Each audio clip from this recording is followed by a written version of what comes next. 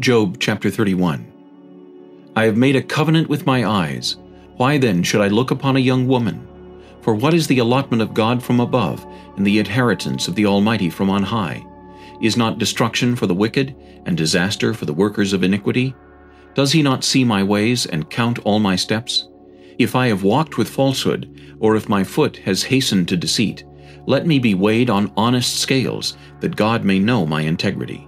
If my step has turned from the way, or my heart walked after my eyes, or if any spot adheres to my hands, then let me sow and another eat. Yes, let my harvest be rooted out.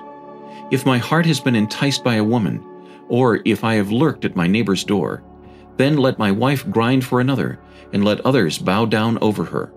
For that would be wickedness. Yes, it would be iniquity deserving of judgment. For that would be a fire that consumes to destruction, and would root out all my increase. If I have despised the cause of my male or female servant when they complained against me, what then shall I do when God rises up? When he punishes, how shall I answer him? Did not he who made me in the womb make them? Did not the same one fashion us in the womb? If I have kept the poor from their desire, or caused the eyes of the widow to fail, or eaten my morsel by myself, so that the fatherless could not eat of it, but from my youth I reared him as a father, and from my mother's womb I guided the widow.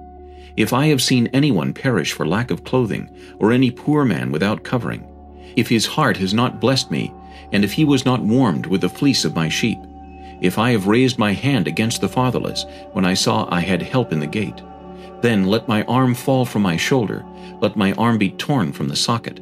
For destruction from God is a terror to me, and because of his magnificence I cannot endure. If I have made gold my hope, or said to find gold, you are my confidence. If I have rejoiced because my wealth was great, and because my hand had gained much. If I have observed the sun when it shines, or the moon moving in brightness, so that my heart has been secretly enticed, and my mouth has kissed my hand, this also would be an iniquity and deserving of judgment, for I would have denied God who is above. If I have rejoiced at the destruction of him who hated me, or lifted myself up when evil found him, indeed I have not allowed my mouth to sin by asking for a curse on his soul. If the men of my tent have not said, who is there that has not been satisfied with his meat? But no sojourner had to lodge in the street, for I have opened my doors to the traveler. If I have covered my transgressions as Adam, by hiding my iniquity in my bosom, because I feared the great multitude and dreaded the contempt of families, so that I kept silence, and did not go out of the door. Oh, that I had one to hear me! Here is my mark. Oh, that the Almighty would answer me, that my prosecutor had written a book.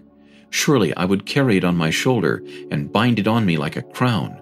I would declare to him the number of my steps, like a prince I would approach him.